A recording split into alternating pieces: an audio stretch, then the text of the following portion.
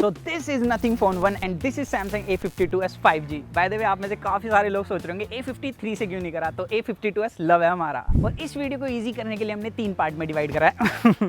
एक जहां पर नथिंग भाई सैमसंग को पेल देता है, दूसरा कहां पर हमें लगा कि दोनों फोन ऑलमोस्ट सेम परफॉर्म करते हैं और एक कॉम्बिनर नहीं बता सकते, एंड तीसरा कहां पर भाई सैमसंग नथिंग को पेल दे रहा है। और अगर आपको वीडियो के एफर्ट्स अच्छे लगे तो लाइक करना, शेयर करना। अब काफी टाइम से स्मार्टफोन इंडस्ट्री के अंदर कोई भी नया डिजाइन देखने के लिए नहीं मिल रहा था, काफी बोरिंग सा फील हो रहा था। बट नथिंग एक नई कंपनी आई और इतना तगड़ा डिजाइन लेके आई है, और सैमसंग के कंपैरिजन में डेफिनेटली यहाँ पर डिजाइन भाई आप लोगों को पसंद आने वाला है। इवन यहाँ पर सैमसंग में जो बिल्ड मिलती है पूरा प्लास्टिक बिल्ड है, और नथिंग भाई बैक में कॉर्निंग गोरिल्ला ग्लास 5, साइड का फ्रेम एल्यूमिनियम है, एंड डेफिनेटली ये ज्यादा प्रीमियम फील होता है इसके कंपैरिजन में। हालांकि यहाँ पर वेट तो दोनों का ऑलमोस्ट सेम ही मिलता है। अब यहाँ पर काफी लोग बोलने वाले हैं कि भाई ये ग्लिफ लाइट सिर्फ दिखाने के लिए सैमसंग में नहीं दी, अच्छा ही करा। बट यहाँ पर मैं बता दूं, ये ग्लिफ लाइट्स का यूज काफी ज्यादा है। लाइक नोटिफिकेशन के टाइम पर ये ग्लो करती है, वायरलेस चार्जिंग और रिवर्स वायरलेस चार्जिंग भी मिलती है इस फोन के अंदर, एंड उस टाइम पर भी ये ग्लो करती है।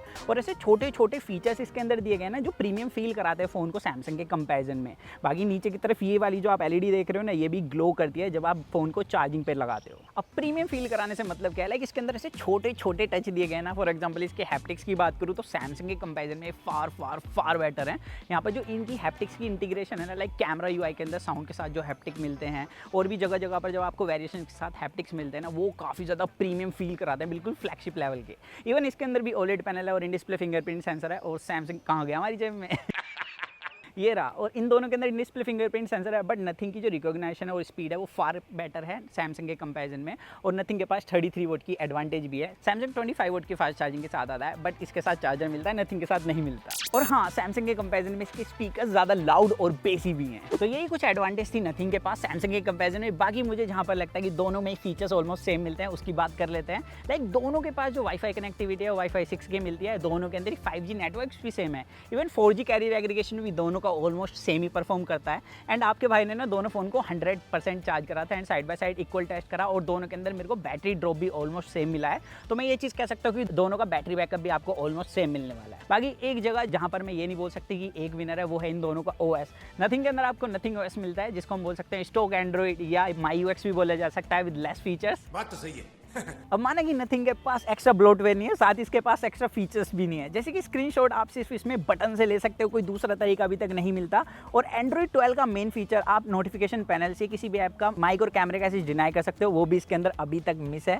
इवन इसके अंदर AOD तो मिलता है, लेकिन सैमसंग के पास AOD में भी कस्टमाइजेशन के फीचर्स ज़्यादा मिल जाते हैं। हालांकि इसके अंदर आप आइकन पैक वगैरह जैसी चीज़ों को यूज़ कर सकते हो, वहीं पर सैमसंग के पास विदाउट थर्ड पार्टी एप्लीकेशन आपको कस्टमाइजेशन के ज़्यादा फीचर्स मिलते हैं। बाकी सॉफ्टवेयर अपडेट्स की बात करें तो इसमें दोनों के पास एडवांटेज है। सैमसंग 5 साल की देता है, तो वहीं पर नथिंग 4 साल की, लेकिन इस फोन को आए हुए भी 1 साल हो गया है, तो दोनों को मैं बराबर बोल सकता हूँ। तो बाहर बहुत गर्मी थी, तो अब हम अंदर आ गए हैं, और अब हम बात करेंगे सैमसंग के पास ऐसी क्या एडवांटेजेस हैं जो ये नथिंग को पटक पटक के मारता है। सबसे पहले तो भाई सैमसंग के पास dedicated hardware and software based security है, जिसको हम सब जानते हैं नॉक्स के नाम से। और दोनों ही फोन IP रेटिंग के साथ आते हैं, बट जहां पर मैं नथिंग को स्प्लैश प्रूफ बोल सकता हूं, तो इसे मैं वाटर रेजिस्टेंट बोल सकता हूं। इसमें आपको IP रेटिंग तगड़ी वाली मिलती है, और मैं इसको भाई पानी में लेकर भी गया हूं, और ये फोन बिल्कुल भी खराब नहीं हुआ है। और अब मैं ये नहीं बोल रहा कि तुम भी इसे पानी में लेके जाओ, क्योंकि इस चीज की कोई भी वारंटी नहीं मिलती है। अब नथिंग ने ना अपने लॉन्च इवेंट के अंदर बोला था कि हमने इसके अंदर 2 बुलशिट कैमरास ऐड नहीं करे जो मैक्रो और डेप्थ कैमरा सेंसर होते हैं, बट फिर भी मैं कहूंगा कि इसके अंदर 2 यूजलेस कैमरा सेंसर हैं। क्या बात कर रहे हो आप? जान दे देंगे इसके लिए। तो रुको जरा, गर्म मत हो। यहाँ पर हमने प्राइमरी कैमरा सेंसर दोनों का कंपेयर करा, और मैंने जितना भी देखा, लाइक इसके जो कलर्स हैं वो सैमसंग के कंपैरिजन में मुझे ज्यादा अच्छे और ज्यादा कंसिस्टेंट देखने के लिए मिले हैं। सैमसंग क्या है, कभी म्यूट कर देता है, कभी काफी ज्यादा कॉन्ट्रास्टिक कर देता है।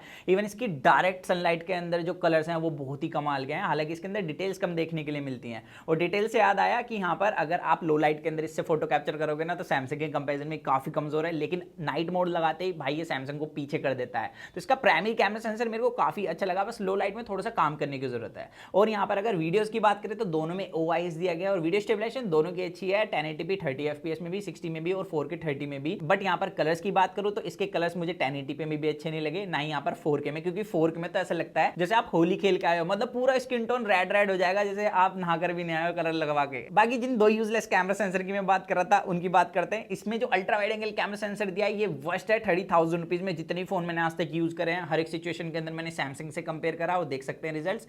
एंड यहाँ पर सेम चीज मुझे फ्रंट कैमरा में देखने के लिए मिली। फ्रंट कैमरा पहले आप वीडियो देख सकते हैं यहाँ पर, और ये दोनों के फ्रंट कैमरे से वीडियो रिकॉर्ड हो रही है। और यहाँ पर स्टेबलाइजेशन की बात करूँ या रेजोल्यूशन की बात करूँ, सैमसंग के पास एडवांटेज है, एक तो स्टेबलाइजेशन काफी तगड़ी है, दूसरा इसमें आप 4K 30 FPS तक वीडियो रिकॉर्ड कर सकते हैं, और नथिंग में सिर्फ 1080p 30 FPS में। और यहाँ पर नथिंग को ऑब्वियसली कलर और स्टेबलाइजेशन पर काफी काम करने की जरूरत है। तो वीडियो के अंदर स्टेबलाइजेशन की बात करूँ, कलर्स की बात करूँ, सैमसंग ज्यादा तगड़ा परफॉर्म करता है। इवन फोटोज की बात करें तो स्काई पूरा ब्लोन आउट है भाई, इसके अंदर इसने मस्त चमकाया हुआ है, सैमसंग ने बहुत अच्छे से कंट्रोल किया। इवन सैमसंग के अंदर डिटेल्स भी अच्छी हैं। पोर्ट्रेट मोड के अंदर एज डिटेक्शन तो दोनों का अच्छा है, लेकिन कलर्स मेरे को सैमसंग के ज्यादा अच्छे लगे। तो अगर आपको ज्यादा बैलेंस कैमरा चाहिए तो मैं यहाँ पर सैमसंग आपको सीधा सजेस्ट कर सकता हूँ। अब बात करेंगे परफॉर्मेंस की, और इसके अंदर स्नैपड्रैगन 778G मिलता है, तो नथिंग के अंदर 8G प्लस मिलता है। अब काफी लोग कहेंगे कि भाई इसमें प्लस मिलता है, फिर भी सैमसंग कैसे बाजी मार गया, तो उसकी बात कर लेते हैं। तो मेरे प्रिय मित्र, ऑप्टिमाइजेशन नाम की भी एक चीज होती है, सिर्फ स्पेसिफिकेशन पे मत जाया करो, और मुझे लगता है नथिंग को काफी जल्दबाजी में निकाला गया है। यहाँ पर मैंने जितना भी देखा कि सैमसंग की जो ऑप्टिमाइजेशन है वो फार फार फार बेटर है इसके कंपैरिजन में। हालांकि अगर आप ऑन पेपर स्कोर जज करने बैठ जाओगे तो यहाँ पर Antutu स्कोर आपको ऑलमोस्ट सेम देखने के लिए मिलेगा, और सेम ही रिजल्ट CPU थ्रॉटलिंग के अंदर देखने के लिए मिले। दोनों ही काफी ज्यादा कंसिस्टेंट परफॉर्म करते हैं, बट भाई नथिंग कंसिस्टेंट परफॉर्म करता है जब ये पीक परफॉर्म नहीं कर रहा हो। यहाँ पर जैसे ये पीक परफॉर्मेंस देगा वहीं पर आपको थ्रॉटलिंग देखने के लिए मिलेगी। यहाँ पर आप चिप्स देख सकते हैं, और मेरे को सैमसंग इस मामले में काफी अच्छा लगा। इवन अगर आप दोनों के अंदर गेमिंग करोगे तो यहाँ पर सेटिंग्स तो दोनों में सेम मिलते हैं, लेकिन मैं नथिंग को रिकमेंड नहीं कर सकता, क्योंकि इसके अंदर जिटरिंग बहुत ज्यादा मिलती है। इसमें जो 60 FPS है वो भी कंसिस्टेंट नहीं रहता, और जब इंटेंस सिचुएशन आएगी